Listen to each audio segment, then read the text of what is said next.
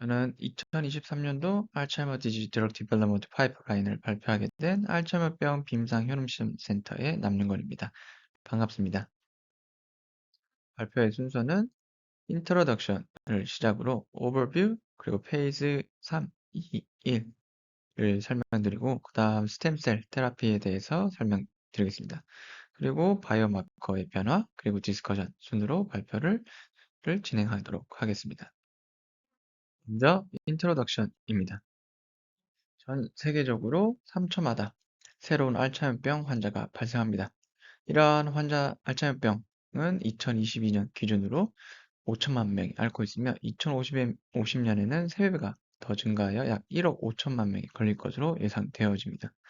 이러한 알츠하이머병 진단을 받은 환자의 수는 MCI 환자 및 프로도말 AD 환자는 이런 1억 5천만보다 더 많을 것으로 예상되어지며 따라서 전 세계적으로 어마어마한 유병률을 보이는 알츠하이머병에 발병을 막거나 아니면 진행을 지연시키거나 증상을 개선시키는 새로운 약물이 필요한 실정입니다. 따라서 저는 주목해야 할 5가지 트렌드를 여러분들께 설명드리겠습니다. 첫 번째, 임상 시험의 디자인. 두 번째, 임상에 있는 약물이 어떤 타겟을 하고 있는지. 세 번째, 약물이 어떤 메커니즘 오브 액션을 가지고 있는지.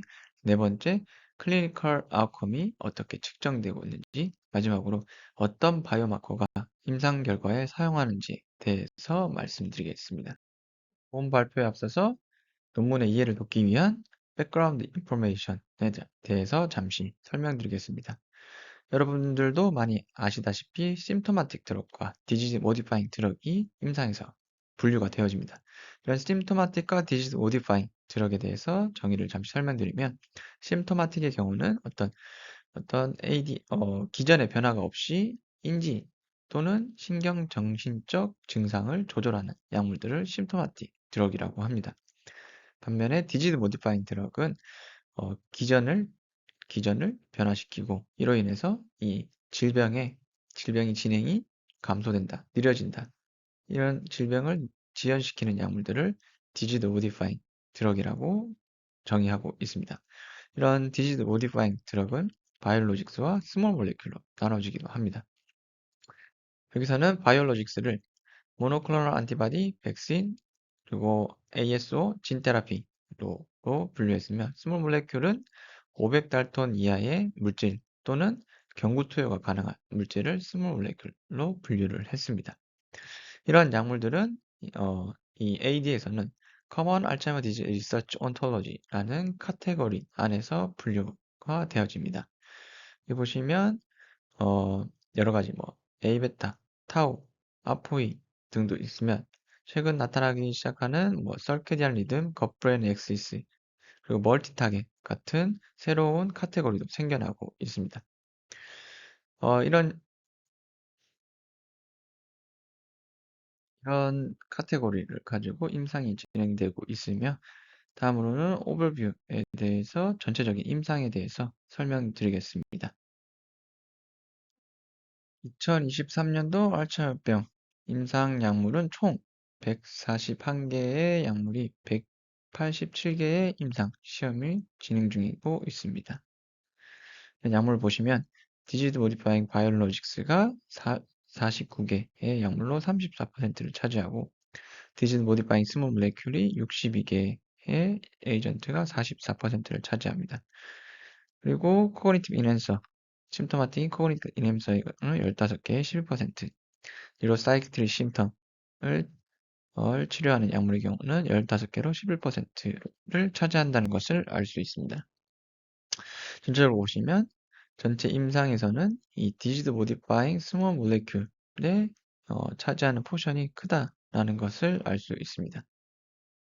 그를 임상별로 구분을 해본다면 임상 3상에는 36개의 약물이 55개의 임상을 진행 중이고 있고요. 이상에는 87개의 약물이 99개의 임상을 진행 중이고 있습니다. 1상에서는 31개의 약물이 33개의 임상을 진행 중이고 있습니다. 이러한 포션을 보시면 보통은 임상 1상이 많고 2상, 3상 순으로 포션을 차지하게 되는데 반면 AD 이번 임상에서는 임상 이상이 가장 두드러지게 나타나는 것을 볼 수 있으며 이런 이유 중 하나가 여기 보시면 이런 repurposed 된 에이전트 즉 약물을 드럭 리포지션해서 새롭게 다른 에서 FDA 승인을 받았거나 다른 승인을 받은 약물들을 용도 변경해서 임상에 들어온 경우가 많아지기 때문에 이런 경우는 임상을 대부분 안정성이 통과되었기 때문에 이상에 바로 들어가는 경우가 많기 때문에 이런 이상의 포션을 많이 차지하는 것을 확인할 수 있습니다. 다음으로 이런 약물들이 타겟하는 카테고리를 보시면 뉴로트랜스미터 리셉터를 타겟하는 약물들이 가장 많은 쿠션을 차지하고 있습니다. 이유 중 하나는 이런 커그니티브 인핸서나 뉴로사이키트릭 심텀을 치료하는 약물들의 경우는 대부분 이런 트랜스미터나 리셉터를 타겟하는 약물이기 때문에 이런 포션이 보였고요. 그 다음으로 많은 것은 뉴로 인플라메이션입니다. 요즘 염증에 대해서 관심도가 증가하다 보니 임상에서도 이를 반영한 인플라메이션을 타겟한 약물이 급증하는 것을 볼 수 있었고, 그 다음은 이제 고전적인 치료 타겟인 A베타와 타우가 많이 타겟하고 있었으며, 그리고 뉴로플라스티시티나 뉴로프로텍션과 같은 신경세포를 보호하는 기전에 대해서도 많은 약물들이 가지고 있습니다. 지금까지는 임상 전체에 대한 내용을 간단하게 설명드렸으며 이번에는 페이지 3, 임상 3상에 대해서 자세하게 설명드리겠습니다. 임상 3상에는 36개의 약물이 55개의 임상을 진행 중이고 있습니다. 이 약물을 보시면 9개, 이 중 9개의 약물이 바이올로직스, 그리고 15개의 약물이 스몰 모레큘, 5개의 약물이 코그니티브 인핸서, 그리고 7개 약물이 뉴로사이키트릭 심텀 치료제입니다. 이런 약물들이 타겟을 보시면 제일 많이 타겟하는 것이 뉴로 트랜스미터 또는 리셉터를 타겟하고요. 그 다음으로는 A베타, 그 다음 뉴로 프로텍션, 옥시데이티브 스트레스, 그리고 메타볼리즘, 타우, 인플라메이션 순으로 타겟하는 것을 볼 수 있습니다. 이 중에서 12개의 약물이 드럭 리포지션을 통해서 임상 3상에 들어와 있으며 그리고 15개의 약물이 작년과 다르게 이번에 추가되어 들어와 있습니다. 가장 먼저 아밀로이드 베타를 타겟한 약물들에 대해서 설명드리겠습니다. 대부분의 약물의 경우는 모노클로널 안티바디, 즉 DMT 바이올로직스에 속하고요. 유일하게 DMT 스몰 몰레큘의 약물이 하나 있으며 이는 알제온에서 개발한 알츠 851이 하나 있습니다. 이 알츠 851의 경우는 A베타 모노머가 올리고머가 되는 이 뉴클레이션을 타겟해서 A베타 응집을 억제하는 기전을 가지고 있습니다. 재밌게도 이 알츠 851의 경우는 이런 모노클로널 안티바디에서 나타나는 아리아가 나타나지 않기 때문에 아포이 환자군을 주로 선별해서 임상을 한다는 점이 있습니다. 지금까지 스몰 모레큘에 대해서 설명드렸고 다음으로는 모노클로널 안티바디에 대해서 설명드리겠습니다. 가장 먼저 AD에서 FDA에서 긴급 승인을 가장 먼저 받은 아두카나밥에 대해서 설명드리겠습니다. 이 아두카나밥의 경우는 A베타 플락을 주로 타겟하는 항체입니다. 이 플락을 제거해서 인지 기능을 개선시키겠다라는 기전을 가지고 있습니다. 하지만 현재 바이오젠에서는 이 아두카노밥의 판매를 점점 줄이고 있으며 상용화도 중단한다고 알려져 있습니다. 그 다음에는 이 FDA에서 긴급 승인을 받고 효능도 입증되어서 현재 기존 승인으로 변경된 레카네밥에 대해서 말씀드리겠습니다. 레카네밥의 경우는 A베타의 프로토피브릴을 타겟하는 항체로 알려져 있습니다.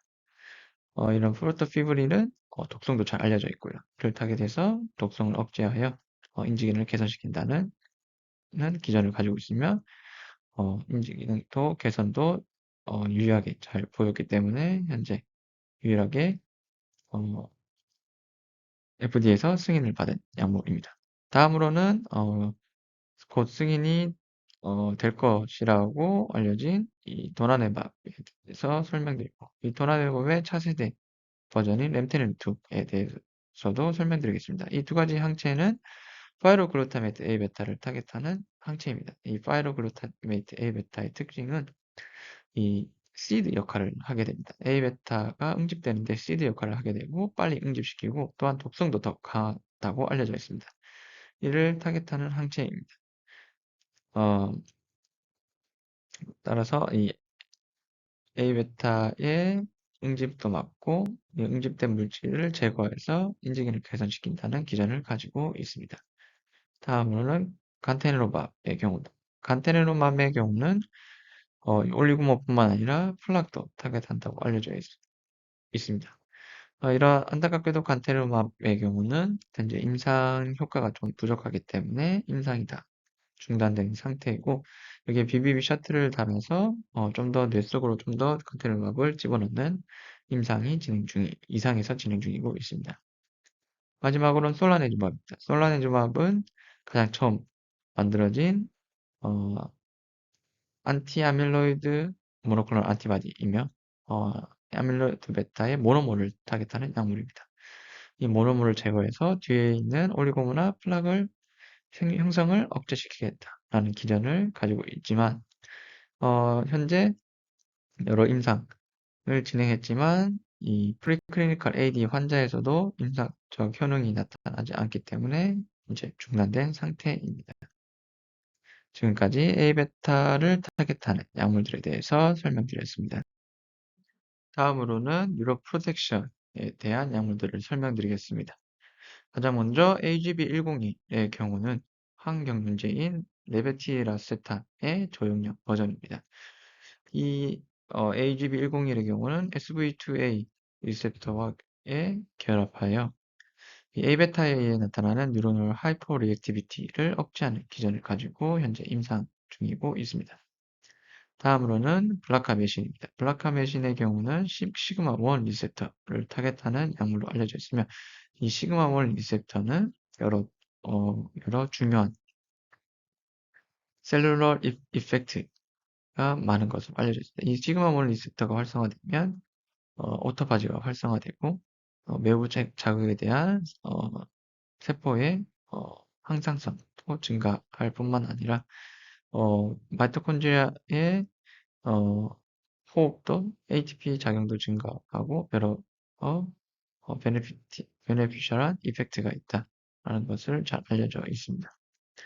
다음으로는 우리나라 현대에서 개발한 BPDO 1603이라고 불리는 도네페질과 메만틴을 결합한 약물이며 이 약물의 경우는 현재 효능이 좋지 않아서 현재 중단된 상태입니다. 다음으로는 포스고니멘톤이라고 불리는 약물입니다. 이 포스고니멘톤은 HGF와 MET 리셉터를 활성화시키는 약물로 이 HGF와 MET 리셉터가 만나게 되면 그로스 팩터들이 많이 액티베이션 되어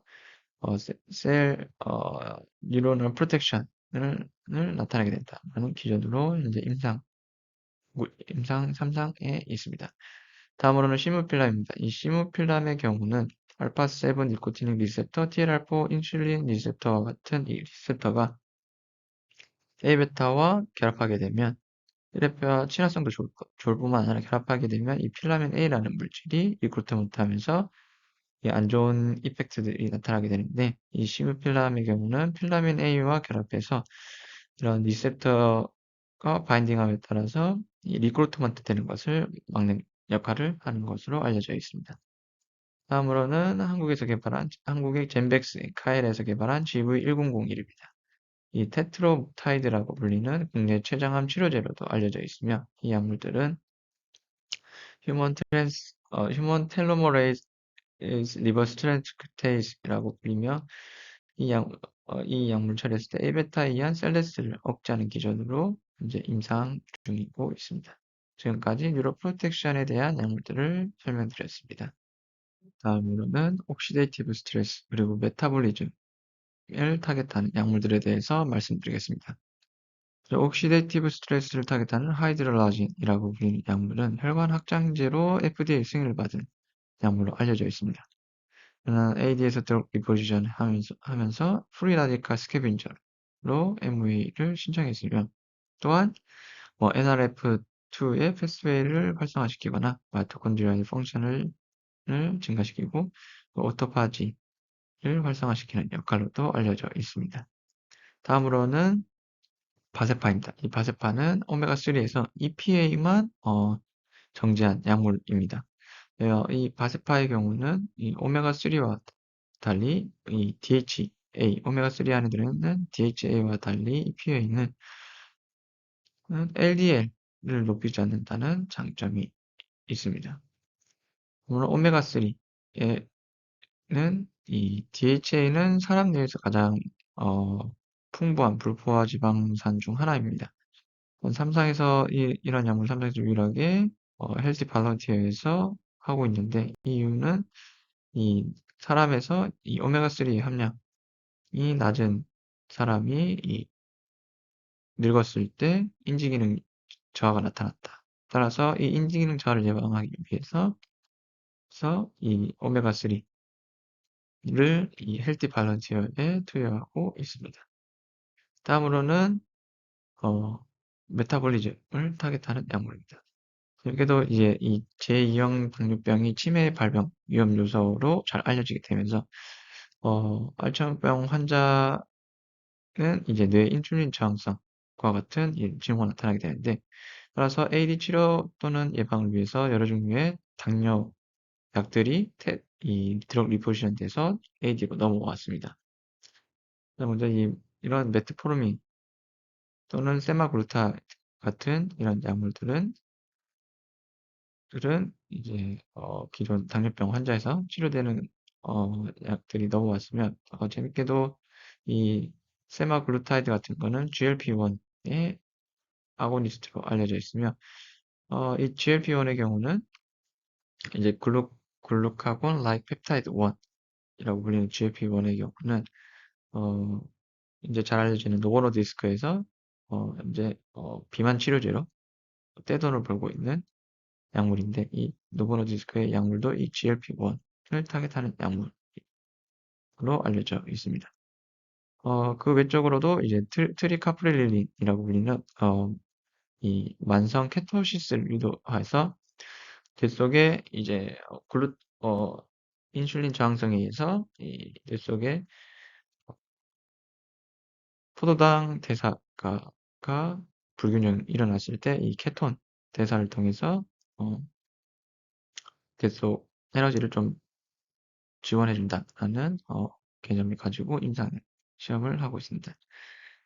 지금까지 옥시데이티브 스트레스와 이 메타볼리즘을 타겟하는 약물에 대해서 설명드렸습니다. 다음으로는 타우, 인플라메이션, 프로테오스타시스, 그리고 설케디안 리듬을 타겟하는 약물들에 대해서 말씀드리겠습니다. 타우를 타겟하는 약물은 총 두 가지가 있으며 E2814와 LMTX가 있습니다. E2814의 경우는 타우를 타겟하는 모노클로널 안티바디입니다.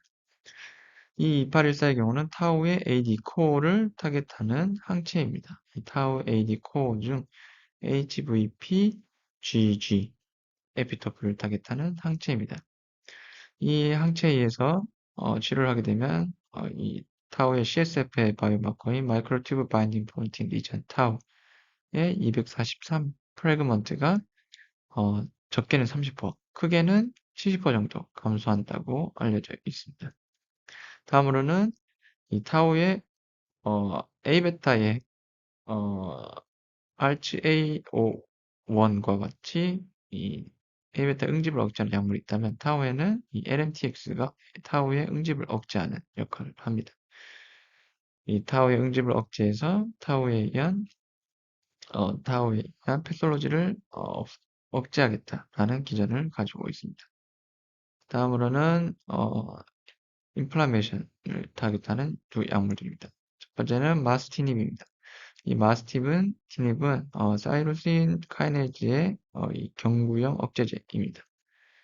NE3107의 경우는 자연적으로 발생되는 이 부신에 있는 베타 안드로스테론의 베타 안드로스테네트리올의 유도체 중 하나이며 이런 약물들은 인플라메이션을 조절한다라는 기전을 가지고 있습니다. 다음으로는 프로테오스타시스로 통해서 이 단백질을 제거하는 기능을 가진 약물입니다. 이 닐로티닙의 경우는 골수성 백제병 치료에 사용되는 이 ABL 티로시카이네즈 중 하나입니다. 이 닐로티닙의 경우를 처리했을 때 오토파지가 인핸서됐다는 효과가 있기 때문에 이를 통해서 헤이베타나 타워 같은 응집체를 제거하는 기전을 가지고 있습니다. 다음은 퓨로멜라틴입니다. 퓨로멜라틴의 경우는 이 설계된 리듬을 타겟하고요. 이 멜라틴과 세로틴을 타겟하는 테라틴 리셉터를 타겟하는 아고니스트입니다. 이 둘을 타겟했을 때 브레인 전체에서 셀이 프로텍션 한다라는 기전을 가지고 있습니다. 다음으로는 뉴로트랜스미터 리셉터를 타겟하는 약물들에 대해서 설명드리겠습니다. 이를 타겟한 약물들 대부분은 심토마틱 드럭입니다.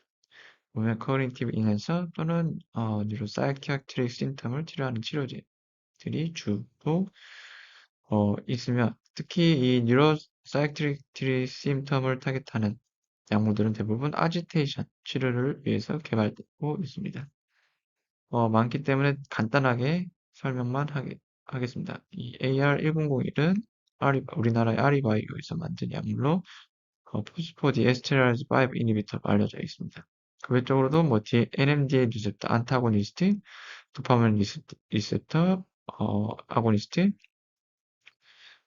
또 아세틸콜린 에스터레이즈 이니비터, 세로토닌 리에 업테이크 이니비터, 알파2 아데너지 아고니스트, 무스카린 콜리너직 아고니스트, 세로토닌 리셉터, 그리고 이 마약의 대마에서 뽑아내는 카나비디올 같은 마약성 약품들을 통해서 이 리셉터를 조절한 것을 볼 수 있습니다. 지금까지 3상에서 약물들에 대해서 하나하나 살펴봤고요. 다음으로는 3상 클리니컬 트라이얼 전체적인 특징 정도를 말씀드리겠습니다. 이 클리니컬 트라이얼의 AD 스테이지 보직군을 보시면 프리벤셔널 트라이얼은 총 5개, 그리고 얼리 AD 환자의 경우는 25개의 임상시험에서 모집이 되었고요. mild to moderate, 그리고 moderate AD가 필요한 임상수는 11개, moderate to severe, severe AD 환자가 필요한 임상수는 8개가 있었습니다. 6개의 임상에서는 모든 AD 환자군을 모집하는 것을 볼 수 있었습니다. 즉, 임상 3상에서는 이 early AD를 환자군을 모집하는 임상이 가장 선호 많이 됐다라는 것을 볼 수 있었고, 또한 재밌게도 3상에서는 프리벤셔널 트라이어가 5개나 있었는데 이는 아마도 A베타를 타겟하는 모노클로널 안티바디의 효능을 좀 더 입증하기 위해서 나타나지 않았나라고 생각되어집니다. 샘플 사이즈의 경우는 DMT의 경우 바이올로직스는 1168면, 평균적으로 1168면이 등록돼야 되고요. 스몰 몰레큘러 경우는 556명, 커니티브 인핸서는 393명, 뉴로사이키트릭 심텀의 경우는 502명이 평균적으로 등록되었습니다. 다음으로는 인젝션 기간입니다. 투여 기간은 프리벤셔널 트라이얼에서 DMT 바이올로직스가 143주, 스몰 몰레큘이 78주, 것을 볼 수 있었고, 심토마틱 환자의 DMT에서는 바이올로직스가 103주, 그리고 스몰 몰레큘이 56주, 그리고 커니프 인핸서 연구에서는 25주, 뉴로사이키트릭 심텀 치료제에서는 19주가 소요된 것을 볼 수 있습니다. 즉, 심토마틱보다 프리벤션에서 투여 기간이 더 길다는 것을 당연히 알 수 있었고요. 이런 심토마틱보다 디지즈 모디파잉 드럭에서 투여 기간이 훨씬 더 길다는 것을 볼 수 있습니다. 다음으로는 모집 구간입니다. 전체 임상에서 이 인젝션 투여 기간을 뺀 것을 모집 기간으로 설정했습니다. 모집 기간을 보시면 프리벤션 트라이어의 DMT의 경우는 DMT 바이올로직스가 107주, 스몰 몰레큘이 233주, 논 프리벤셔널 DMT 트라이얼에서는 바이올로직스가 147주, 스몰 몰레큘이 99주 정도 소요됐습니다. 코그니티브 이엔서의 경우는 142주, 뉴로사이키트릭 심텀은 194주가 걸린 것을 확인할 수 있습니다. 그래서 모집을 보시면 DMT의 경우는 바이올로직스의 경우는 107주 정도 걸린 것을 반해 이런 뉴로사이키트릭 심텀 경우는 194주가 걸린 것을 볼 수 있는데, 이런 경우는 투여 기간을 비교하더라도 거의 투여 기간보다 짧게 모집을 했지만, 이 뉴로사이키트릭 심텀의 경우는 투여 기간보다 거의 10배 정도 더 모집했다. 이는 아마도 이런 뉴로사이키트릭 심텀에 모집되는 것보다 사람들이 이 바이올로직스에 모집되는 것을 좀 더 선호한다라는 것을 알 수 있을 뿐더러, 또한 뉴로사이키트릭 심텀 환자들은 대부분 거동이 불편하거나 병원을 좀 가기 싫어하기 때문에 아마도 이 모집 기간에 있어서 좀 더 오래 걸렸다라는 것을 알 수 있습니다. 지금까지 임상 3상에 대해서 말씀드렸고, 다음으로는 임상 2상에 대한 설명을 하겠습니다. 임상 2상에서는 87개의 약물이 99개의 클리니컬 트라이얼을 진행 중이고 있습니다. 보시면 30만 개의 바이올로직스가 36%를 차지하고요. 43개의 스몰 몰레큘이 49%를 차지하고 있고요. 8개의 커넥티브 이엔서가 9%를, 그리고 5개의 뉴로사이키아트리 심텀을 치료하는 치료제가 6%를 차지하는 것을 볼 수 있습니다. 이러한 약물들이 주로 타겟을 보시면 제일 많이 타겟하는 게 인플라메이션, 그 다음 뉴로 프로텍션, 그 다음 뉴로 트랜스미터, 아밀로이드 베타, 타우, 메타볼리즘, 옥시데이티브 스트레스, 프로테오스타시스, 그로스홈 팩터, 호르몬을 주로 타겟하는 것을 확인할 수 있습니다. 이 중 24개의 약물이 드럭 리퍼포스 돼서 들어왔으며, 그중 작년과 비해 27개의 약물이 새로 이상에 들어온 것을 확인할 수 있습니다. 가장 먼저 인플라메이션을 타겟하는 약물에 대해서 말씀드리겠습니다. AL002는 트램2를 타겟하는 항체입니다. 트램2를 타겟해서 트램2의 다운스트림 이펙터인 SYK의 인산화를 증가시켜서 미세하게 쇄표의 프롤리퍼레이션을 증가시키는 기전으로 임상에 있습니다. 다음으로는 바리스티닙입니다. 바리스티닙은 류마티스 관절염 또는 코로나 치료제로 알려져 있으며, 이런 바리스티닙은 JAK 이니비터로 알려져 있습니다. 이 JAK를 억제해서 JAK STAT 시그널링을 억제하여 프로인플라메이션 분비를 억제하는 기전을 가지고 있습니다. 다음으로는 카나키누밥입니다. 카나키누밥은 인터루킨 1베타를 타겟하는 항체입니다. 이런 사이토카인 중 하나인 인터루킨 1베타를 제거하여 이런 사이토카인이 리셉터에 붙어서 나타나는 이 시그널링을 억제하는 기전을 가지고 있습니다. 다음으로는 다라투무맙입니다. 다라투무맙은 CD38을 타겟하는 항체입니다. 이 CD38을 타겟하게 되면 이 세포의 사멸을 유도하게 됩니다. 이런 이유는 AD 환자에서 혈액에 이 CDA 포지티브 T셀이 이 CD38의 발현이 증가하게 되는데, 이러한 T셀이 중추신경계로 유입되면 독성으로 작용하게 됩니다. 따라서 이런 중추신경계에 독성이 될 수 있는 T셀을 사멸시키기 위해 이 다라투무맙이 사용되었습니다. 다음은 L세린입니다. L세린은 동물성 단백질에서 발견되는 아미노산 중 하나이며, 포유류에서는 유일하게 L형 이성제가 발견되어집니다. 이런 세린의 섭취는 뇌에서 염증을 감소시키는 여러 연구가 존재합니다. 다음으로는 레닐도마이드입니다. 레닐도마이드는 다발성 항염증, 면역자극 활성을 갖는 항암제입니다. 이런 항암제는 TNF-알파, 인터루킨 6, 인터루킨 8의 발을 낮추고 안티 인플라메이토리 사이토카인인 인터루킨 10은 증가시키는 기전을 가지고 있습니다.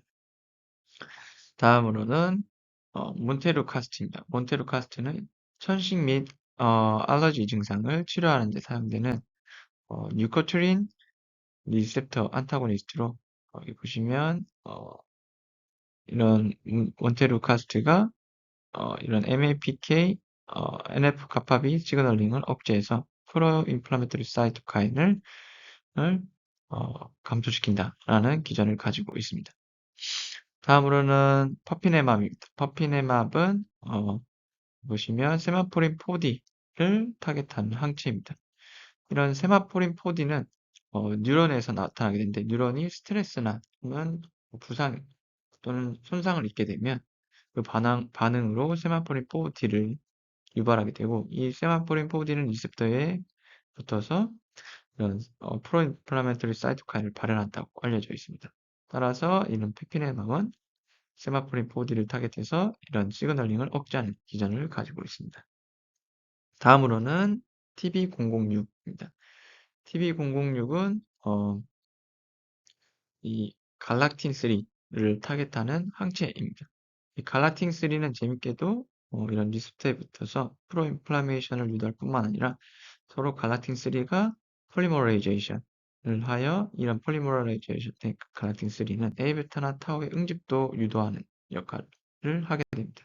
따라서 이 TB006은 갈락틴 3에 의한 프로인플라메이션을 억제할 뿐만 아니라 A베타와 타우의 응집도 억제하는 역할을 합니다.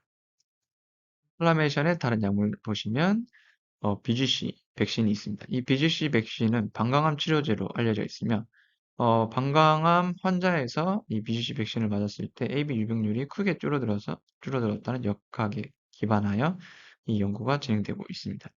다음으로는 다사티닙과 콜세틴을 이용한 세놀리틱 테라피입니다.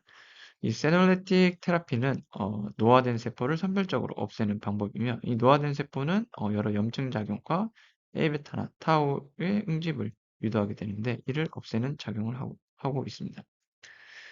다음으로는 페기파르네르민입니다. 이 페기파르네르민은 TNF-알파의 중화제입니다. TNF-알파는 여기 보시면 3개가 하나로 이루어져 있는데 이런 엑스프로 1595 페기파르네르민 엑스프로 1595가 하나 또는 2개가 결합되면서 이 액티베이트 된 TNF-알파가 인액티베이트 된 상태로 되며 이런 상태에서는 원래 붙는 리셉터가 붙는 게 아니고 리셉터에 붙지 못하기 때문에 이 TNF-알파에 의한 안 좋은 효과는 나타나지 못하게 하는 기전을 가지고 있습니다.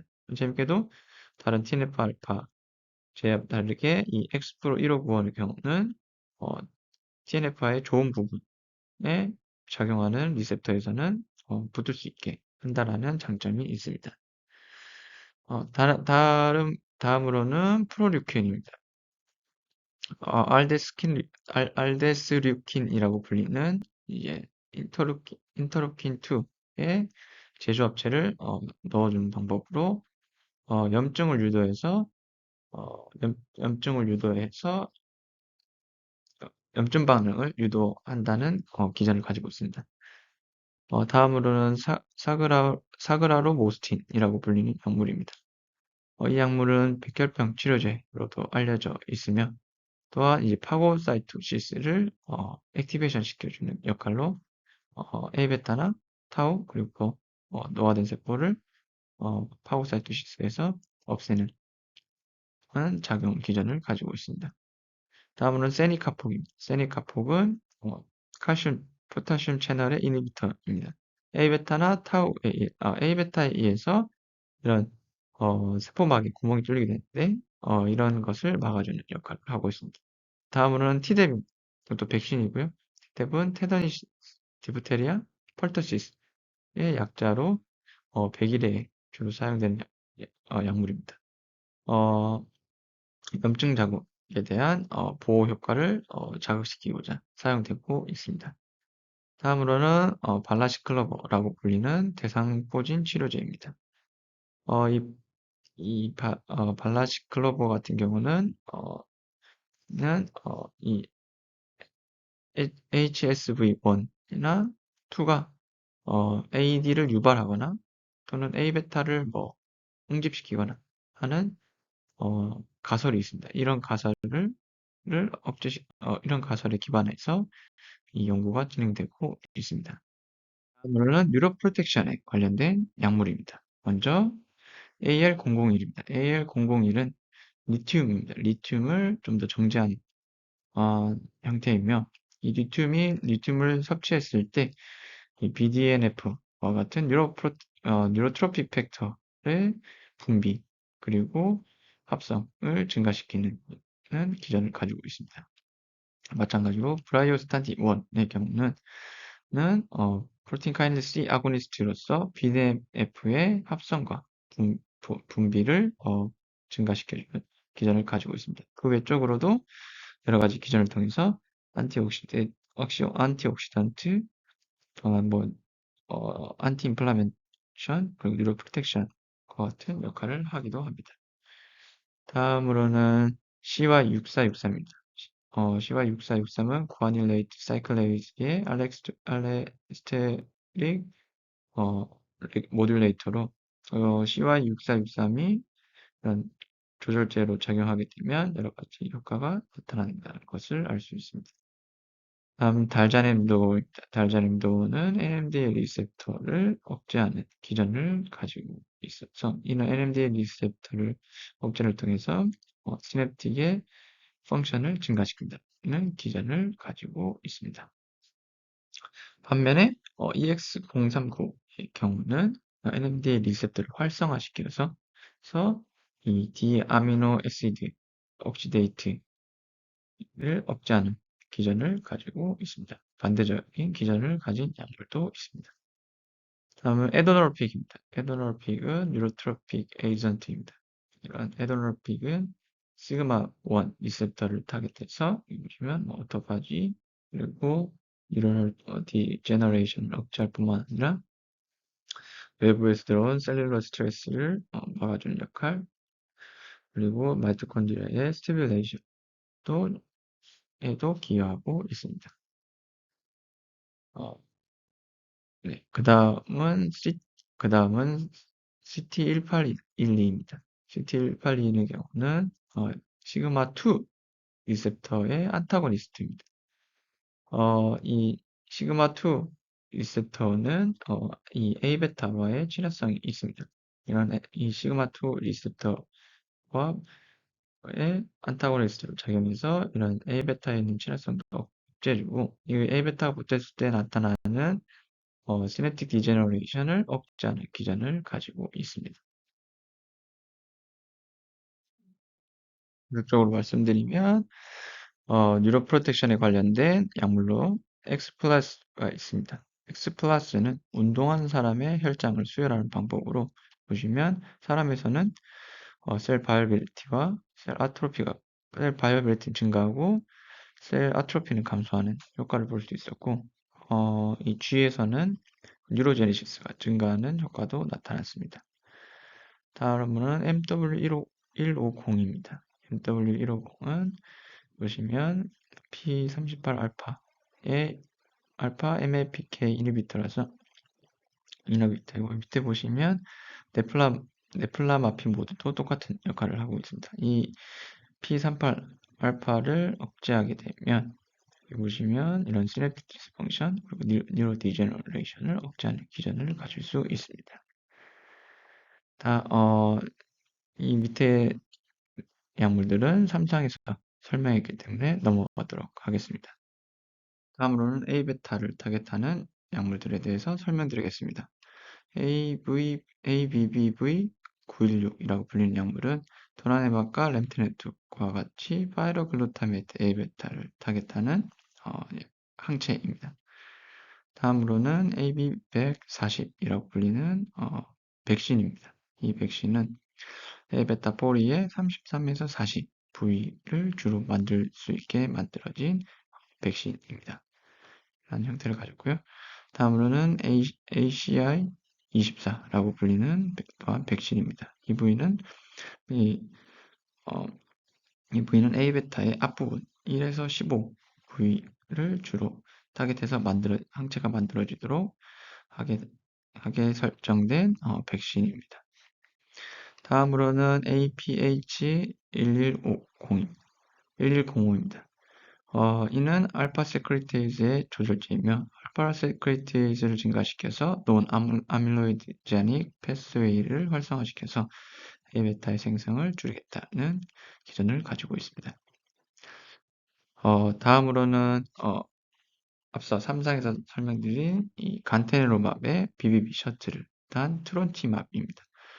트론티맙은 간테네로맙이 BBB 투과를 더 쉽게 하기 위해서 항체의 FC 도메인에 혈내 장벽에 구성되어 있는 트랜스페린 수용체를 결합해서 FAB 답변을 부착한 것인데 이 간테네로맙은 이 트론티네맙은 간테네로맙에 비해서 뇌 속으로 항체가 50배 더 많이 들어간다고 알려져 있습니다. 다음으로는 크레네주맙입니다. 크레네주맙은 원래 모노모를 타겟한다고 임상을 했었지만 다시 올리고모를 탄다고 임상에 들어와 있으면 모노모를 타겟할 때는 임상적 효능이 별로 나타나지 않아서 중단된 것으로 알고 있습니다. 다음으로는 MIB626이라고 불리는 약물입니다. 이 약물은 알파 세크리테이즈를 활성화시켜서 앞에 APH105처럼 A베타의 생성을 줄이는 역할을 하는 기전으로 임상에 있습니다.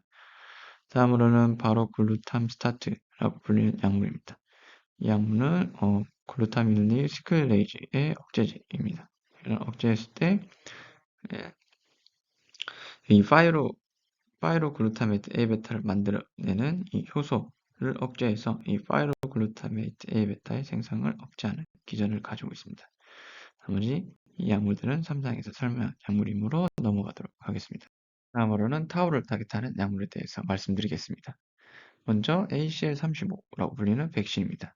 A베타와 같이 타우의 특정 부분 398에서 408번을 주요 인식하게 만드는 항체를 만드는 기전입니다. 다음으로는 베프라네맙입니다. 베프라네맙은 타우의 235에서 250 부분을 타겟하는 항체 모노클로널 안티바디입니다. 다음으로는 JNJ입니다. JNJ는 타우의 217, 즉 타우의 미드리전을 타겟하는 항체로 알려져 있습니다. 다음으로는 세무리네맙입니다. 세무리네맙은 재밌게도 타우의 익스트라셀러러 타우를 주로 타겟하는 항체이며 이런 이유는 기존 항체의 경우는 타우는 보통 인트라셀룰러 어큐뮬레이션을 하기 때문에 항체가 BBB를 통과한 후 또 뉴런도 들어와 있기 때문에 그래서 이러한 어려움을 조금이라도 극복하고자 익스트라셀룰러 타우를 타겟하는 기전을 가지고 있습니다. 다음은 BIIB080입니다. 이는 ASO로 타우 프로틴을 타겟하는 mRNA를 억제하는 기전으로서 작용 기전을 가지고 있습니다. 다음으로는 LY3372689라고 불리는 약물입니다. 이 약물은 이 글리코네이즈라고 불리는 효소를 억제하는 겁니다. 타우는 카이네즈에 의해서 떨어질 뿐만 아니라 여러 기전을 통해서 떨어지는데 그중 하나가 글루코네이즈라고 불리는 효소에 의해서도 떨어지게 됩니다. 그래서 이 떨어진 타우는 이렇게 응집이 되어지는데 이 글루코네이즈 효소를 억제하여 타우에 떨어지는 것을 막는 기전을 가지고 있습니다. 다음으로는 메틸렌블루입니다. 메틸렌블루는 앞에 3상에 설명한 LMTX의 오리지널 버전입니다. 메틸렌블루의 생체 유용률을 높이는 게 LMTX며 마찬가지로 타우의 응집을 억제하는 기전을 가지고 있습니다. 다음 약물은 3상에서 설명했기 때문에 넘어가도록 하겠습니다. 다음으로는 메타볼리즘, 옥시데이티브 스트레스, 그로스 팩터 호르몬에 대한 약물들에 대해서 말씀드리겠습니다. 첫 번째는 Chinese Traditional Medicine으로 메타볼리즘을 조절해서 코그니션을 인핸서 시키겠다는 기전을 가지고 있습니다. 다음으로는 다파글루플로진이라고 불리는 제2형 당뇨병 치료제입니다. 는 SGLT2의 이니비터로서 포도당 배출을 증가시켜서 혈당을 낮추고 이런 뇌 속의 글루코스 메타볼리즘이나 인슐린 센시티비티를 개선하는 기전을 가지고 있습니다. 인슐린을 나잘로 투여하는 방법입니다. 했을 때 코로 인슐린을 투여했을 때 말초에 있는 인슐린 수치의 증가를 피할 수 있다는 장점이 있습니다. 그 다음으로는 나잘 인슐린과 엠파글루플로진이라는 두 가지 방법을 결합한 방법으로 코로 인슐린도 넣고 이런 당뇨병 치료제로서 이 CNS의 글루코스 메타볼리즘을 조절한다는 기전을 가지고 있습니다. 다음 T3D959의 경우는 이는 PPAR의 감마와 델타의 아고니스트입니다. 이 PPAR의 활성화는 인슐린 센시티비티를 증가시키고 글루코즈 리피드 메타볼리즘을 조절하는 기전을 가지고 있습니다. 다음으로는 옥시데이티브 스트레스입니다. DHA는 말씀드렸듯이 오메가3에 있는 페리펩타이드이며 여러 가지 안티옥시던트 이펙트가 잘 알려져 있습니다. 다음은 에다라본입니다. 에다라본은 근위 축석 경화증을 치료하기 위한 치료제이며 이 에다라본은 이 퇴행성 질환에서 처음으로 FDA 승인을 받은 DMT 약물 중 하나입니다. 보시면 이런 프리라디칼 스캐빈저로서 안티옥시던트 이펙트를 가진다라는 기준으로 임상에 있습니다. 다음으로는 프로스고시피 플라보노이드이며 이는 모카꽃에서 추출된 플라보노이드이며 플라보노이드는 안티옥시던트나 안티인플라메이션이 잘 알려진 물질 중 하나입니다. 다음은 그로스펙터 호르몬입니다. CORT라고 불리는 글루코콜티코이드의 리셉터의 안타고니스트도 있으며 고날도트로핀이라고 불리는 안티에이징 이펙트를 가지고 있으며 다음은 뉴프로렐린이라고 불리는 고날도트로핀 리셉터 아고니스트도 있습니다. 지금까지 메타볼리즘 그리고 안티옥시던트 그리고 그로스펙터에 대한 약물이었습니다. 다음으로는 프로테오스타시스 그리고 아포이 리피드에 대한 약물을 말씀드리겠습니다. 본투니탭의 경우는 펜세린이라고 불리는 약물의 거울상 이성질체입니다. 이 본투니탭은 APP의 합성을 억제해서 A베타의 생성을 억제할 뿐만 아니라 그 외적으로도 타우, 알파시니클린의 생성도 억제한다고 알려져 있습니다. 다음은 라파마이신입니다. 라파마인은 mTOR 이니비터로 알려져 있습니다. mTOR 이니비터를 통해서 오토파지를 증가시켜서 이런 단백질들을 제거하는 기전을 가지고 있습니다. 다음은 트레할로스라고 불리는 오토파지를 유도하는 단백질입니다. 오토파지를 유도해서 응집된 단백질을 제거하는 기전을 가지고 있습니다. 트레할로스는 이렇게 TREB라는 물질을 액티베이션 시켜서 오토파지를 증가시킵니다. 다음으로는 리피드 관련된 약물입니다. 트랩솔의 경우는 이 이 하이드록시 프로필 베타 사이클로덱스트린이라는 물질입니다. 이 물질은 이런 콜레스테롤을 조절해서 리피드를 조절한다는 기전을 가지고 있습니다. 다음으로는 LX1001입니다. LX1001은 ApoE 유전자를 AAV 바이러스에 탑재해서 이 척추에 주입해서 뇌까지 ApoE 유전자를 주입했다라는 기전을 가지고 있습니다.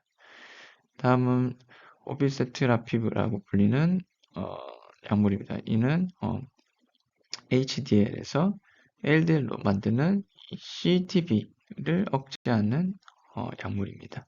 그래서 이 LDL을 줄이고 HDL을 유지시켜주는 역할을 하는 약물입니다. 다음으로는 혈관, 서케디안 리듬, 뉴로제네시스, 에피제네틱 레귤레이터, 셀데스에 관련된 약물입니다. 먼저 혈관을 보시면 텔미사르탄 또는 페린도프릴 같은 이런 고혈압 치료제 고혈압 치료제와 그리고 안지오텐신 엔자임, 컨버싱 엔자임 이니비터를 통해서 혈관을 조절하겠다라는 기전을 가지고 있습니다.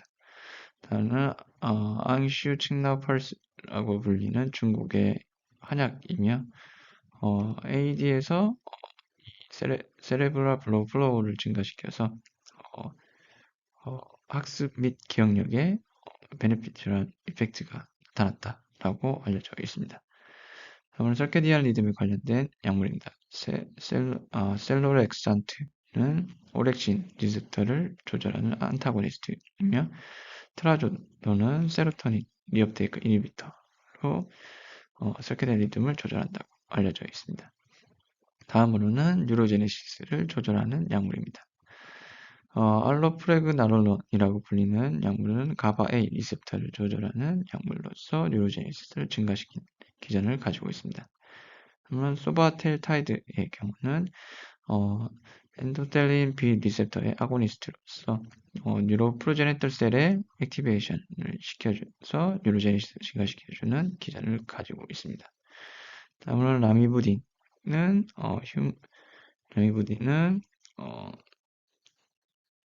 리버스 트랜스크립테이스 이니비터로서 이런 에피제네틱 레귤레이터로 작용하는 약물입니다. 다음으로는 데페리프론이라고 불리는 약물은 뇌의 철분을 제거하는 킬레이트입니다. 이런 약물이 나오게 된 배경에는 뇌 속에 노화가 진행될수록 뇌 속에 아이언의 농도가 증가하기 때문에 증가하게 되고 이런 철분의 철의 ROS나 기타 옥시데이브 스트레스를 유도하기 때문에 이를 제거해서 셀데스를 막는 기전을 가지고 있습니다. 마지막으로는 뉴로트랜스미터 리셉터입니다. 3상과 비슷하게 설명드리겠습니다. 여기서 많이 나타나는 게 이제 카나비디올류의 약물들이 많이 나타나기 시작했고요. 뿐만 아니라 콜린 에스터레이즈 이니비터, 그리고 NMD 리셉터 안타고니스트, 리코티닉 아세틸콜린 리셉터 아고니스트와 같은 약물도 있고요. 오렉신 리셉터 안타고니스트도 있습니다. 지금까지는 임상 이상의 약물들을 말씀드렸고, 임상 이상의 환자군 모집, 그리고 샘플 사이즈, 투여 기간, 그리고 리크루트 원체 기간에 대해서 말씀드리겠습니다. 먼저 환자군 설정을 보시면 프리클리니컬 환자군을 설정한 연구가 총 4건이 있었고요. MCI 프로도말 환자를 모집한 연구는 30건, 그리고 얼리 AD를 모집한 연구는 29건, 그리고 마일드 투 모더레이트가 27건, 그리고 모더레이트 시비어가 5건, 모든 환자군 다문화가 3건이 있습니다. 이상의 특징도 보시면 Early AD 환자를 선호하는 것을 볼 수 있습니다. 이 Early AD는 MCI 프로도마 Early AD를 포함한 환자군이고 총 전체 59개의 의 연구가 이 early AD 환자군을 모집해서 진행 중인 것을 확인할 수 있었습니다. 다음으로는 샘플 사이즈입니다. 샘플 사이즈를 보시면 DMT 바이오로직스가 평균적으로 170명, 스몰 몰레큘이 121명, 커그니티브 인핸서가 160명, 뉴로사이키트릭 심텀 치료제가 94명 정도 모집되는 것을 확인할 수 있습니다. 3상보다는 큰 폭으로 줄은 것을 확인할 수 있습니다. 다음은 투여 기간입니다. 투여 기간. DMT 바이오로직스가 56주, 스몰 몰레큘이 42주, 커그니티브 인핸서가 24주, 뉴로사이키트릭 심텀이 8주 정도 소요되는 것을 확인할 수 있습니다.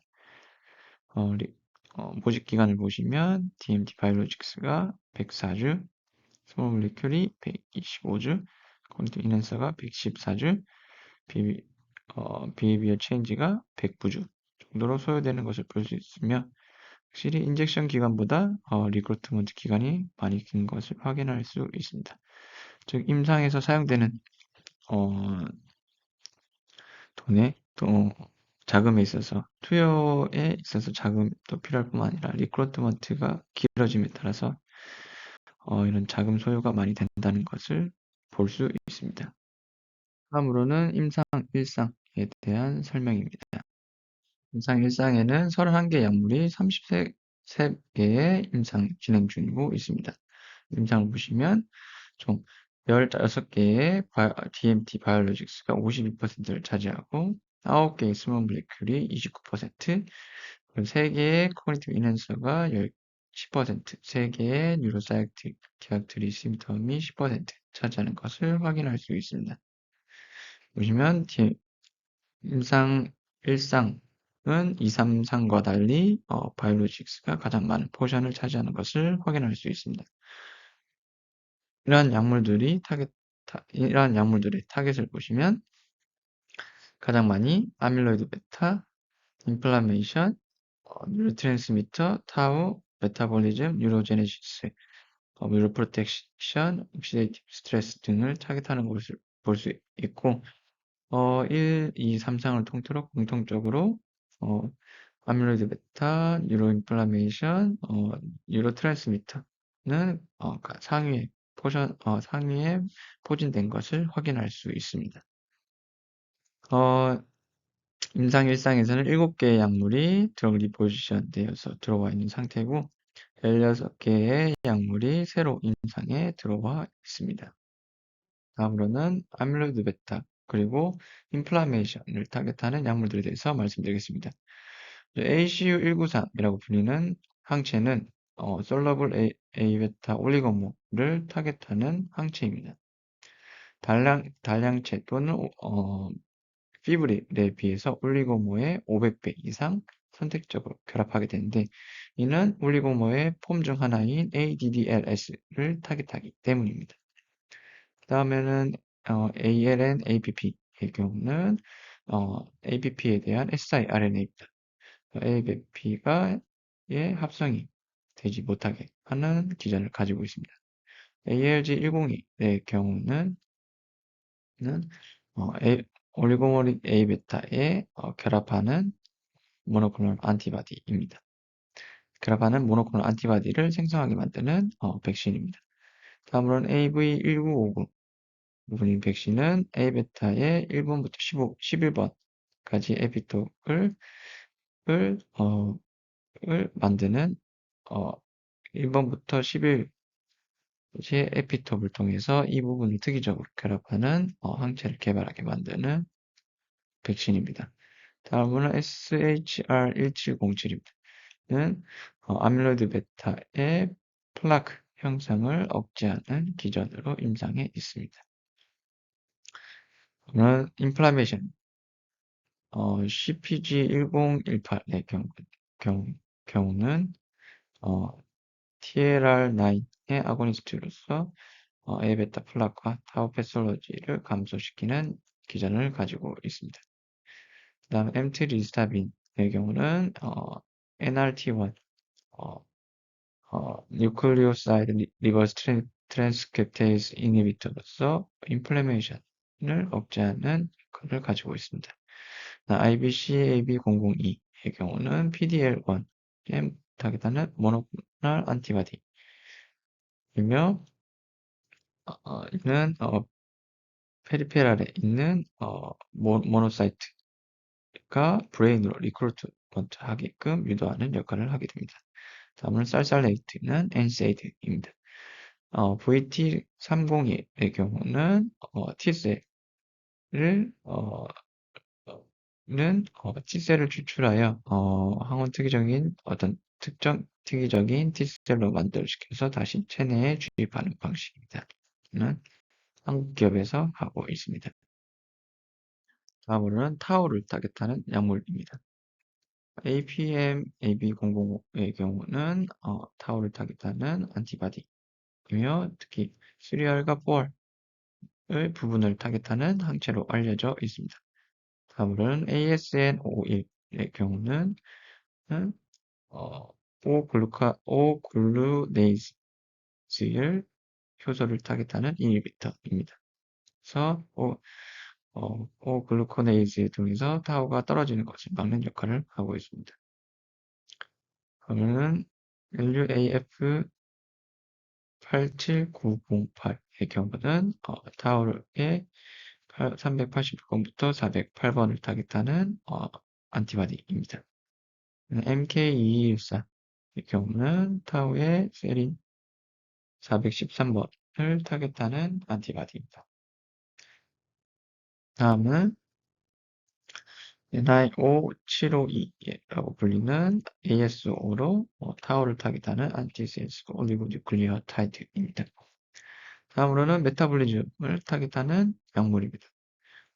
메타볼리즘을 타겟하는 약물의 니코티나마이드의 경우는 마이토콘드리아 펑션을 증가시켜주고 안티옥시던트 효과가 있다는 것으로 알려져 있습니다. 다음 켄탈라의 경우는 안티옥시던트, 안티인플라메토리 에이전트로 알려져 있으며 또한 시냅스와 뉴로프로텍티브 이펙트를 가진 것으로 알려져 있습니다. CMS122는 옥시데이티브 스트레스를 타겟하며 프리라디칼 페리에스리드의 신데테이즈의 이니비터로 알려져 있습니다. 다음으로는 뉴로트랜스미터 리셉터입니다. 이상과 3상처럼 카나비디올을 타겟하는 리셉터를 타겟하는 약물도 있고요. 또한 콜린 아스터레이즈 이니비터, 니코틴 아우타고니스트 또 있고 그 다음 포스포디에스테라이즈 10 이니비터 또 있습니다. 특히 G2G 바이오에서 또 만든 약물도 있습니다. 지금까지 일상 약물에 대해서 설명드렸고 일상의 클리니컬 트라이의 특징에 대해서 말씀드리겠습니다. 일상에서는 대부분이 헬티 발런티어에서 연구가 진행돼서 안정성 평가를 하고 있습니다. 또한 몇몇 AD 항체 연구에서는 AD 환자를 또 같이 모집하는 것을 확인할 수 있었습니다. 샘플 사이즈를 보시면 DMT 바이오로직스가 62명, 스몰 몰레큘 47명, 코그니티브 인핸서가 68명, 뉴로사이클릭 심텀 치료제가 20명 정도로 제일 적은 샘플 사이즈를 가진 것을 볼 수 있고요. 투여 기간은 바이오로직스가 45주, 스몰 몰레큘 13주, 코그니티브 인핸서가 6주, 뉴로사이클릭 에이전트가 5주 정도로 짧게 안정성 평가만 하는 것을 확인할 수 있습니다.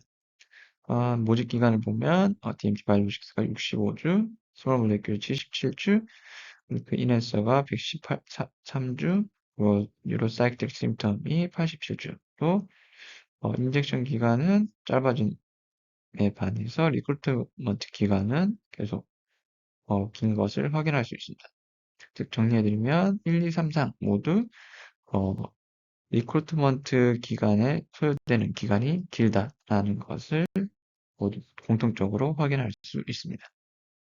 다음으로는 스템셀을 이용한 테라피에 대해서 말씀드리겠습니다. 스템셀은 총 8개의 스템셀로 임상 중이고 있고요. 대부분은 메센카이말 스템셀은 umbilical cord tissue 또는 adipose tissue 등에서 메센카이머 스템셀을 얻어서 사용하고 있습니다. 우리나라에서는 네이처셀, 삼성 메디컬 센터에서 연구를 진행하고 있습니다.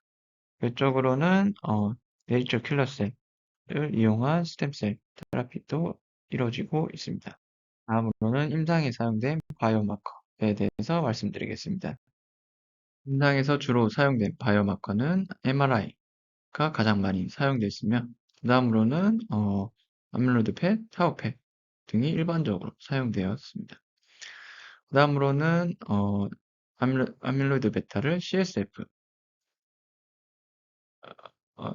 아밀로이드 베타, CSF의 타우, CSF의 피타우 또는 플라즈마의 아밀로이드 베타, 플라즈마의 타우, 플라즈마의 피타우를 보는 연구도 많이 있었습니다. 다음 적지만 뉴로필라멘트 라이트를 확인하는 연구도 있었고 GFAP를 확인하는 바이오마커로 확인하는 연구도 있었습니다. 또한 EEG를 통해서 바이오마커로 확인한 연구도 있습니다. 여기 보시면 가장 많이 사용된 게 이미징 기구들이 가장 많이 사용됐으며 또는 CSF나 플라즈마에서도 바이오마커를 확인한 연구가 많이 있었습니다. 특히 아밀로이드나 타우펫의 경우는 3상에서 유일하게 3상에서 이상보다 많이 사용된 이미징 바이오마커였습니다. 마지막으로는 디스커션을 통해서 내용을 정리하겠습니다. AD 드럭은 현재 AD 드럭 디벨롭먼트는 제 스타팅 라인 선에 서 있다고 제가 느꼈습니다. 먼저 37개의 약물이 이번 연도에 FDA의 승인을 받고 그중 5개 약물이 CNS에 관련된 약물입니다. 하지만 AD에서는 2021년대는 하나도 승인되지 않았습니다.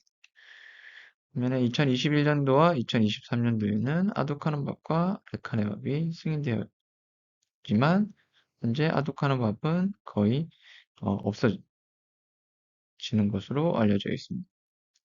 이는 2003년 메만틴이 FDA 승인받은 이후 거의 한 20년 만에 나온 것입니다. 그래서 따라서 저는 아두카누밥은 승인을 받았지만 효능에 약간 논란이 있기 때문에 약간 1점과 바깥에 사이에 들어왔다고 생각하고 레카네밥은 승인을 받았고 효능이 있다고 알려지만 크지 않았다.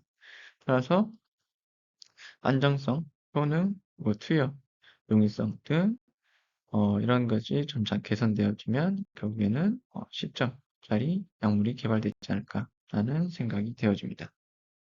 이 리뷰 논문을 통해서 이 파이프라인 CADR 카테고리의 변화를 보시면 보통 뉴로트랜스미터 리셉터, 인플라메이션, 아밀로이드 베타, 뉴로 프로텍션, 그리고 타우는 임상에서 가장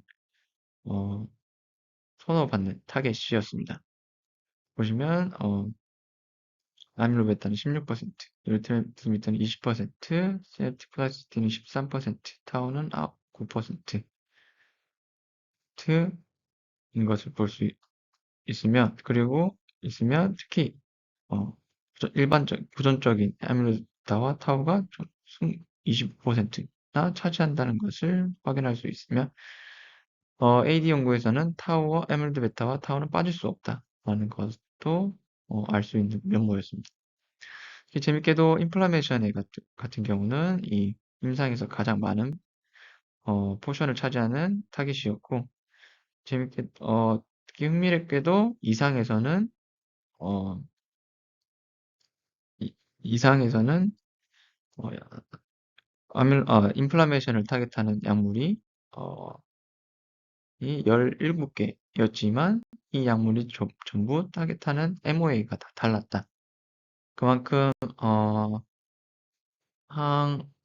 염증을 타깃하는 가설도 많기 때문에 또 이런 현상이 나타나지 않았을까라는 개인적인 생각이 있습니다. 다음으로는 클리니컬 트라이얼에서 환자 모집의 트렌드입니다. 보시면 이 early AD, MCI due to AD와 mild AD를 포함하는 이 early AD를 임상에서 가장 많이 선호되는 모집군이었습니다. 3상에서는 45%, 2상에서는 59%가 차지했고, 이런 이유가 아무래도 아두카누밥과 르카네밥이 승인받고 난 후 좀 더 치료 시기를 앞당겨야 된다는 패러다임 변화가 있기 때문에 이런 트렌드가 나타났고, 보시면 는 2021년, 22년, 2003년도만 비교를 해봐도 퀄리에이디 비중이 3상에서는 32%, 36%, 45%로 급증하는 것을 볼 수 있고, 2상에서는 56%, 50%에서 59% 점차 증가하는 폭을 볼 수 있습니다. 클리니컬에서 아웃컴 메저를 보시면 점차 복잡한 아웃컴 사용이 증가하고 있습니다. 이러한 이유는 early AD를 환자를 모집하기 때문에 이 early AD가 정확히 early AD 환자인지 확인하고 또 이런 early AD가 에이전트를 받고 치료를 한 후 이 아웃컴에 있어서 이 효능이 제대로 나타난지 확인하기 위해서는 이 아웃컴이 점차 복잡해지고 있습니다. 한 예로 많은 연구에서는 CDR-SB를 인지기능 평가지구로 사용하는데 이뿐만이 아니라 CDR-SB를 포함한 여러 MMSE, 레카네마비는 CDR-SB를 포함한 MMSE, 아다스코어를 포함한 AD-COMS라는 평가지표를 사용했고 도나네바의 경우는 IADRS 또는 ADCS 그리고 IADL 포함한 이런 다양한 이 평가지표를 이용하는 것을 볼 수 있습니다. 이런 이유는 이 복잡한 결과는 더 큰 측정의 효율을 제공할 수 있고 또한 작은 샘플로도 어떤 결론을 낼 수 있기 때문에 이러한 영향이 생긴 것 같습니다. 또 이 연구에서 AD 임상에서 중요한 안티아밀로이드 안티바디에 대해서 빠질 수가 없습니다. 먼저 아두카누밥은 FDA 승인을 처음으로 AD에서 FDA 긴급 승인을 받았습니다. 그리고 이런 이 CNS에 있어서 신경 퇴행성 질환에 있어서 미국에서 FDA에서 승인받은 약물 중에서는 두 번째이며 첫 번째는 아까 말씀드린 에더라본입니다. 이런 아두카누밥은 이 플락 제거, 그러니까 임상적 이점이 플락 제거가 있기 때문에 임상적 이점이 있을 거라는 예측을 통해서 긴급 승인을 받게 되었고요. 그래서 따라서 지금까지 이 임상적 이점이 있다 없다 논란이 많이 있습니다. 다음으로는 도나네밥과 레카네밥입니다. 도나네밥의 경우는 너무 효과가 좋아서 12개월 차 이상의 환자가 부족해서 가속 승인은 떨어졌지만 여기 나올 때 바로 다음에 임상 3상 결과가 좋게 나와서 기존 승인으로 신청한 상태고 곧 결과가 나올 것으로 예상됩니다. 레카네밥은 가속 승인을 받고 또한 그 효능도 인정받아서 정식 승인으로 변경돼서 AD에서 첫 번째 정식 승인된 약물입니다. 다음으로 간테나밥은 이 기대가 되었지만 아무래도 이 올리고모 그리고 피브릴 그리고 플락을 다 바인딩하기 때문에 아무래도 스페시피시티가 좀 떨어져서 도나네밥과 레카네밥보다 효능이 좀 덜 나왔다. 그래서 이제 임상은 실패했고 지금은 BBB 셔틀을 이용한 임상을 하고 있습니다. 이런 바이오마커의 변화도 이런 모노클로널 안티바디 때문에 나타나게 됐는데 그거는 이런 아밀로이드 베타가 줄었다는 이런 서로게이트 아웃컴을 통해서 이 클리니컬 베네핏을 예측해서 FDA에서는 임상 승인을 할 수 있다라는 이런 어, 바이오마커의 좀 더 바이오마커의 중요도가 높아졌다라는 것을 확인할 수 있습니다. 마지막으로는 앞에 인트로에서 설명한 5가지 트렌드에 대한 결론을 내리면서 정리하면서 마치겠습니다. 클리니컬 트라이얼 디자인의 변화를 보시면 변화를 보면 Early AD 환자군을 주로 모집한다라는 것을 볼 수 있습니다. 2상에서는 거의 60% 가깝게 모집하고 3상에서도 거의 45% 정도로 이 Early AD 환자군을 주로 모집하는 것을 확인할 수 있습니다.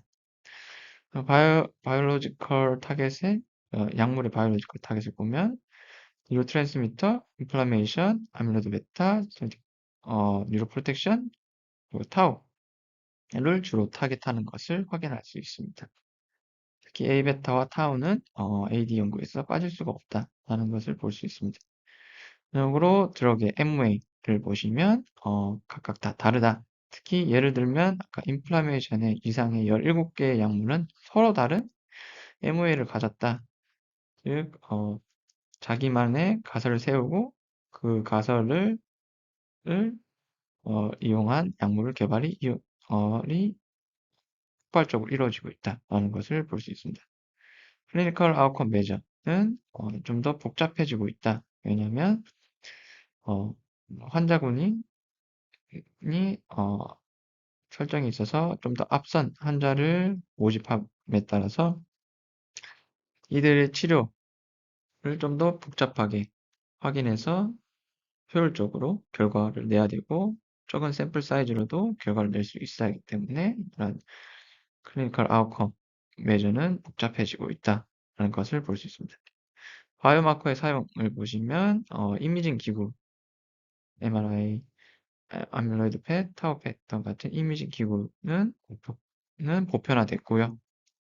그 외적으로도 A베타, CSF나 블러드 A베타 타우 레벨, 뉴로필라멘트 라이트, GFAP와 같은 물질들을 바이오마커로 쓴다는 것을 확인할 수 있습니다. 이러한 이유는 아두카누밥이 그런 바이오마커 서로게이트 아웃컴을 통해서 클리니컬 베네핏을 예측해서 승인했기 때문에 바이오마커의 중요도가 높아지고 많이 사용되고 있습니다. 지금까지 발표를 들어주셔서 감사합니다.